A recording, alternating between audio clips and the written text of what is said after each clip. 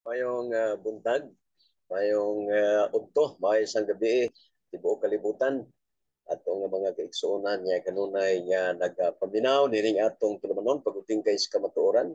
Kumusta? Kumusta kamuntanan mga kaigsuonan, no? Mga gabagnaom, naas gawas nasod o gasab na sa sulod nasod.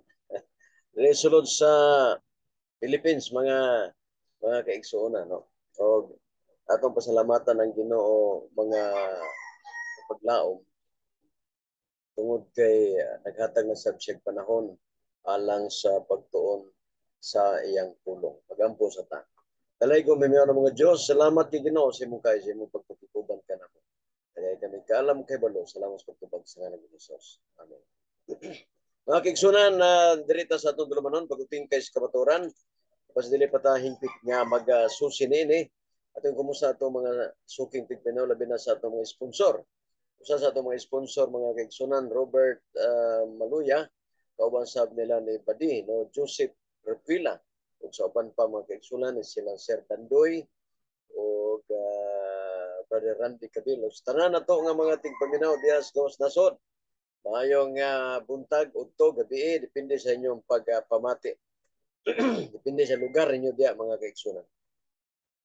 Atong Ton Andre mga igala, may tungod nga nganong si Jesus nagtudlo sa mga sambingay. Nganong wa man gidritso ni Kristo, gidritso ni Kristo kapag laom, nga nganong gipaagi pa man niya og sambingay. No? O ngano si Jesus nagtudlo mag mga pasumbingay. O ato susyan ang Biblia higala sa Matthew 13:10 hangtod sa 13. Unya, na pangutana, ngano nga si Jesus nagasulti sa mga sambingay. Oh. Sa iyang pagpanudlo kapag laom, iyang gigamit ang mga sugilanon. Dili lang kini nga nakapasibot sa tigpaminaw, kundili nakapahimo kanila sa pagpamati ug maayo. Kini usa ka paagi nga makatabang kapag laom pagpasantop sa kamatuoran ngadto sa ilang mga igdulungog o sa ilang hunahuna. Kaya nga naman niya doon na may mga sambingay. Kunya midol ang mga tinun-an o mingon kaniya, nganong gipinaagi mag mga sambingay ang imong pagsulti, magtutudlo. Kanila mitubag siya nga nag-ingon, kaninyo gitugot ang pagkasabot sa tinaguan, may tungod sa kingarian sa langit. Apan kanila nga wala kini tugot kay siya dunay iyang paghahatagan og labaw pa ug makabaton siya sa kadagaya. Apan siya nga walay iyang pagakuhaan sa bisan unsa nga naa kaniya. Mao kini ang hinungdan. Ngano nga magasulti ako kanila pinaagig mga sambingay kay bisan tuod sila magatutok dili man sila makasabot. Matthew 13:13. Sa iyang pagtudlo kapag laom sa sambingay, kadtong gusto ug makahibalo sa gitudlo ni Kristo makasabot dayon. Ang iyang mga paagis paggamit sa pasambingay mao'y usa ka tabil sa kamatuoran gikan sa iyang pagkaaway nga buot mulaglag kaniya. Gitugot ang pagsulti sa sambingay, no? Kay ang sambingay kapag laom para sa mga tao nga iya sa gingarian, apan sa mga tao higala nga wala kasabot mga kaigsunan, dili na para sa ila mga kapaglaom. No, dili para sa ila. Okay, padayon ta. Diin man si Kristo magakuha sa iyang mga sugilanon. Mateo 13:24-30. Kadaghan sa iyang mga sugilanon gikan sa kinayahan, mga butang nga mailhan sa iyang tigpaminaw. Siya nagaisgot may tungod sa bunglayon, may tungod sa kahoy gira, walay bunga. Lucas 13:6-9, ang nawala nga karnero. Mateo 18:12-14, ang mag-uuma. Marcos 4:3-9, ang liso sa mustasa. Dayon, Lucas 13:18-19, ang kawing igira. Mateo 24:32-33, daghan siya mga sambingay nga adunay kahimuan sa nagkalain-lain nga kasinatian sa kinabuhi sama sa mga mamumuo sa parasan. Mateo 21:16. Ang napulo ka ulay, Mateo 25:1-13. O ang mga balay sa bato, sa balas, Lucas 6:47 hantod na sa 49. Diya siya nagkuha sa sambingay mga igsoon sa nature, no? Sa Biblia gisulti mga kaigsunan nga naa diya ang tanan niyang gisulti diya sa balaang kasulatan. Pangutana, kanunay ba si Juan nagatudlo sa pagsumbingay? Para ni Juan, Mateo 13:14. Kining tanan gipamulong ni Jesus ngadto sa mga panahon sa katawhan. Pinaagig mga sambingay ug wala gayud siya gikasugilon kanila nga dili pinaagig mga sambingay. Mateo 13:34. Sa ato pa sambingay mga kaigsunan. O sambingay. Samtang si Jesus nagtudlo sa mga pasumbingay, siya nagtuman sa usa ka tagna nga gisgutan sa Salmo 78 versikulo 2.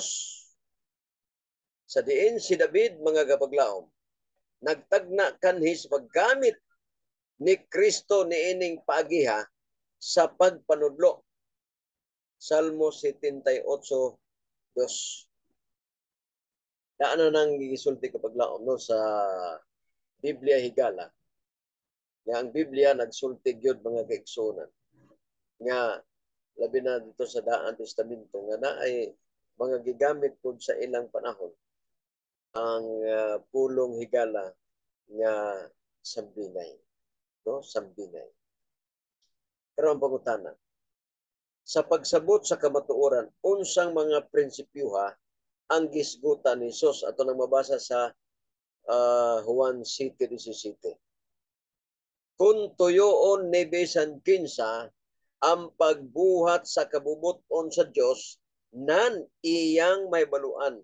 Kung ang akong gitudlo gikan ba sa Dios o nagsulti ba lamang ako sa kinagulingong kong pagbulut. Pasabot mga kapaglaom nga ato gyunton-an ang balaang kasulatan para may baluan nato nga ang atong gitudlo o atong giskutan kabubuton ba sa Dios o ato lamang kaugalingon kapaglaom. Usa ka panahon si Jesus nangutana nga nag-ingon, nganong dili man kamo makasabot sa akong sinultihan? Ug unya siya mihatag og tubag, tungod kay kamo dili man ugod makabati sa akong mga pulong. Juan 8:43. Ang gikinahanglan aron ikaw unsa gani makasabot sa kamatuoran mao nga ang pakigsaad sa pagtugyan ngadto sa Dios, siya nga gikan sa Dios makabati sa mga pulong sa Dios. Ang katarungan nganong dili sila makabati niini mao nga kamo dili gikan sa Dios. Juan 8:47. Arita sa mga pahimangno unsa man gyud ang gusto sa Ginoo. Bang pasabot kapag laom nga ang Ginoo na gusto siya nga dili maluwas. Kaya ingon naman sa jutay rin maluwas ug ang iyang mga sinultihan halos mga sambingay.